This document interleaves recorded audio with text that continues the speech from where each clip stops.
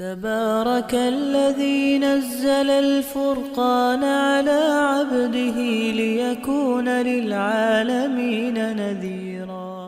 اسلام نے عورت کو بہت ہی زیادہ عزتوں سے اور بہت ہی زیادہ قدر و منزلت سے نوازا ہے،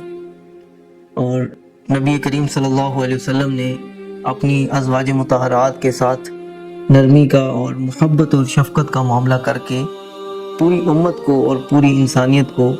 ایک عملی درس اور عملی نمونہ پیش فرما دیا۔ اللہ رب العزت نے بھی عورتوں کے بہت زیادہ حقوق بیان فرمائے، اور آپ صلی اللہ علیہ وسلم نے بھی اس حوالے سے بہت زیادہ تاکید فرمائی۔ بعض لوگ دلیل میں وہ قرآن پاک کی آیت بیان کر رہے ہوتے ہیں، الرجال قوامون علی النساء، کہ مردوں کو اللہ تعالیٰ نے عورتوں کے اوپر نگہبان مقرر کیا ہے، اور وہ اس کا یہ مطلب بیان کرتے ہیں کہ مرد جس طرح سے چاہیں عورتوں کو اپنی مرضی کے مطابق ڈھالیں اور ان کے اوپر اپنی مرضی کو مسلط کریں۔ تو اسلام قطعاً بھی اس طرح کی رہنمائی نہیں کرتا اور نہ اس طرح کی تعلیمات دیتا ہے۔ قرآن پاک میں اللہ تعالیٰ کا ارشاد ہے سورہ بقرہ میں وَلَهُنَّ مِثْلُ الَّذِي عَلَيْهِنَّ بِالْمَعْرُوفِ، کہ عورتوں کے بھی مردوں پر ویسے ہی حقوق ہیں جیسا کہ مردوں کی عورتوں کے ذمہ حقوق ہیں۔ اور نبی کریم صلی اللہ علیہ وسلم نے ارشاد فرمایا خیرکم خیرکم لأہلہ وَأَنَا خیرکم لأہلی، تم میں سے بہترین وہ ہے جو اپنے گھر والوں کے حق میں بہتر ہے، اور میں تمہارے درمیان میں اپنے گھر والوں کے ساتھ سب سے بہتر برتاؤ کرنے والا ہوں۔ اور ایک بڑا مشہور واقعہ ہے نبی کریم صلی اللہ علیہ وسلم کے ہاں آپ صلی اللہ علیہ وسلم کی وہ ازواج جو قریش سے تعلق رکھتی تھیں آئیں اور آپ صلی اللہ علیہ وسلم سے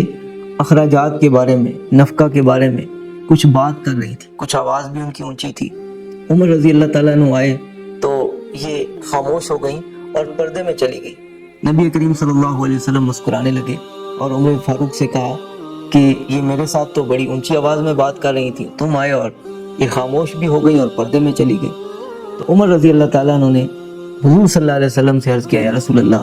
آپ زیادہ حقدار ہیں کہ یہ آپ سے ڈرتی۔ پھر ان کی طرف متوجہ ہوئے کہ کیوں اے اپنے نفس کی دشمن ہو، تم کیوں حضور صلی اللہ علیہ وسلم سے اونچی آواز میں بات کر رہی تھیں، جب میں آیا تو میرے آنے پہ تم خاموش ہو گئی، پردے میں چلی گئی۔ تو انہوں نے بڑا خوبصورت جواب دیا، انہوں نے کہا کہ تم رسول اللہ صلی اللہ علیہ وسلم سے زیادہ سخت، آپ صلی اللہ علیہ وسلم تو بہت نرم ہیں۔ اور آپ صلی اللہ علیہ وسلم نے فرمایا ہمیں تعلیم دیتے ہوئے کہ جو کریم ہوتا ہے اس پر اس کی بیوی غالب آ جاتی، اور جو کمینہ ہوتا ہے وہ بیوی پر غالب آ جاتا ہے۔ تو عورتوں پر غالب آ جانا یہ کوئی کمال کی بات نہیں، یہ کوئی بہت بڑی کامیابی نہیں ہے۔ جو بڑے کام کرنے والے لوگ ہوتے ہیں، بڑے بہادر قسم کے لوگ ہوتے ہیں، وہ گھر میں بڑے شائستہ ہوتے ہیں اور باہر بڑے نڈر ہوتے ہیں اور بڑے مستعد ہوتے ہیں کاموں میں۔ اور جو لوگ باہر کچھ کرنے والے نہیں ہوتے اور ڈر ڈر کر زندگی گزارتے ہیں، ہر وقت پریشان، وہ گھر میں آ کر سارا غصہ باہر کا اپنی بیوی پہ نکالتے ہیں۔ بھئی بیویوں کے ساتھ پیار اور محبت سے پیش آؤ اور ان کے حقوق کا خیال کرو، کل قیامت کے دن اس بارے میں باز پرس ہوگی، پوچھا جائے گا کہ تم نے بیویوں کے کیا حقوق ادا کیے۔ باقی خواتین کو اپنے خاوندوں کا احترام کرنا چاہیے کہ اللہ تعالیٰ نے انہیں ان پر نگہبان مقرر کیا ہے، اور وَلِلرِّجَالِ عَلَيْهِنَّ درجہ، آدمیوں کا عورتوں پر درجہ ہے، انہیں اس درجے کا احترام کرنا چاہیے، اور عورتوں کو بہت زیادہ اگریشن کے ساتھ اور بڑی سختی کے ساتھ مطالبے اور تقاضے نہیں کرنے چاہیے۔ دوسری طرف مردوں کو بھی چاہیے کہ وہ نرمی کا برتاؤ کریں اور شائستہ انداز میں معاملے کو حل کریں، حکمت کے ساتھ، بصیرت کے ساتھ، نرمی کے ساتھ، اور بہت ہی زیادہ سوچ سمجھ کر گفتگو ایسے موقع پہ کیا کریں کہ میں کیا کہوں گا تو اس سے جو ہے وہ غصے کی آگ بھڑک اٹھے گی میرے درمیان بھی اور اس کے درمیان بھی، اور میں کیا کہوں گا تو معاملہ بڑا نرم ہو جائے گا، معاملہ ٹھنڈا پڑ جائے گا۔ اس موقع پہ بہت زیادہ سوچنے کی ضرورت ہوتی کہ میں نے کیا گفتگو کرنی۔ مرد کی زبان سے نکلا ہوا ایک سخت کلمہ اور عورت کی طرف سے بولا گیا ایک سخت جملہ پورے کے پورے خاندان کو بعض اوقات تباہ کر دیتا ہے۔ نبی کریم صلی اللہ علیہ وسلم نے ہمیں اس بات کی تعلیم دی ہے کہ عورتوں کو نرمی سے ٹھیک کرنے کی کوشش کیا کرو۔ فرمایا عورت پسلی سے پیدا کی گئی اور سب سے زیادہ ٹیڑھی پسلی اوپر والی ہوتی ہے، تو اگر تم اس کو سختی کے ساتھ سیدھا کرنے کی کوشش کرو گے تو یہ ٹوٹ جائے گی، اور اگر تم اس کو اسی حال پر چھوڑ دو گے تو پھر ٹیڑھی رہ جائے گی۔ لہٰذا تمہیں ان کے ساتھ خیر خائی کا معاملہ کرنا چاہیے، بڑی حکمت اور نرمی کے ساتھ ان کے ساتھ برتاؤ کرنا چاہیے۔ تو میں کہتا ہوں کہ عورت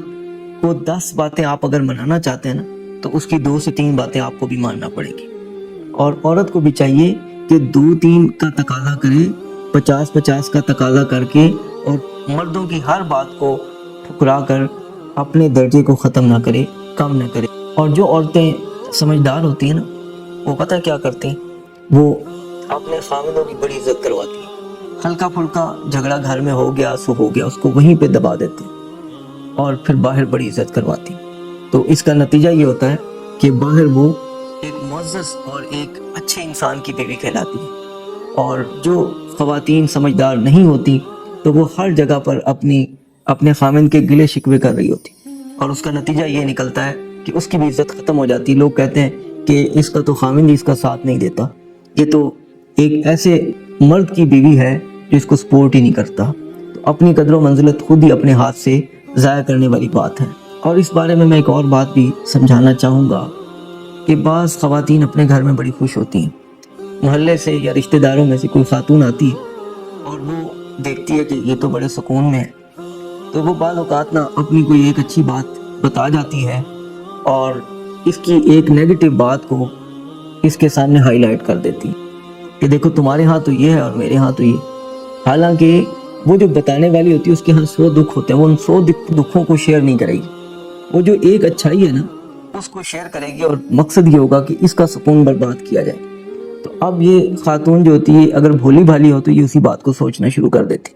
نتیجہ یہ ہوتا ہے کہ یہ اپنے میاں سے جھگڑا شروع کر دیتی ہے، گھر کا ماحول خراب ہوتا ہے۔ جب گھر کا ماحول خراب ہوتا ہے تو میاں کی طرف سے بھی عنایت اور لطف ختم ہونا شروع ہو جاتا ہے، اور پھر وہ جو گھر کا خیال کر رہا ہوتا ہے، بہت چیزیں سوچ رہا ہوتا ہے، وہ کہتا ہے جی یہ ختم کرو، ان چیزوں کو، ان کو ہٹاؤ، ٹھیک۔ تو میاں کو پریشان کرنا اور اپنے گھر کو جھگڑوں کی جگہ بنانا یہ کوئی عقل مندی نہیں۔ ایسے لوگوں کی بات بالکل نہ سنیں اور اپنے گھر کو بالکل خراب نہ کریں۔